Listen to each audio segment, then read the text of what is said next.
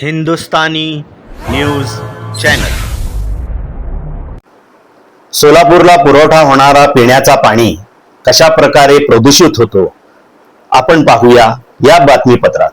मी Asif Shaikh, Hindustani news channel.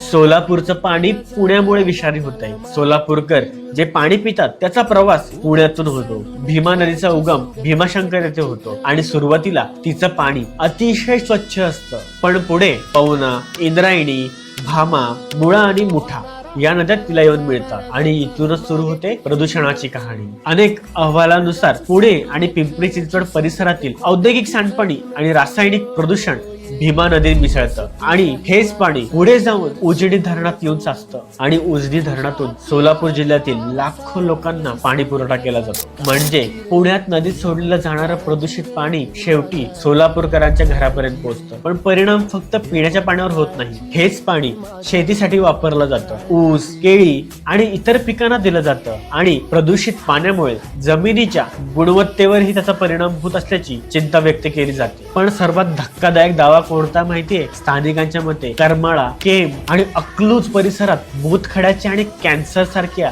गंभीर आजारांचे प्रमाण वाढताना दिसत आहे आणि यामागे दूषित पाणी हे एक महत्वाचं कारण असल्याचा आरोप अनेक वर्षांपासून केला जातो. इतकंच नाही तर हेच पाणी पिल्यामुळे दुभत्या जनावरांवरही विपरीत परिणाम होत असल्याच्या तक्रारी समोर आल्या आहेत. जर वारीच्या वेळी नदीचं पाणी तीर्थ म्हणून पिऊ नये असे इशारे द्यावे लागत असतील तर परिस्थिती किती गंभीर असेल? हा प्रश्न फक्त भीमा नदीचा नाही, हा प्रश्न फक्त उजनी धरणाचा नाही, हा प्रश्न फक्त प्रदूषणाचा देखील नाही, हा प्रश्न संपूर्ण सोलापूरचा आहे. तुम्हाला काय वाटतं? या समस्येसाठी सर्वात आधी जबाबदार कोण आहे? आम्हाला कमेंट्स मध्ये सांगा.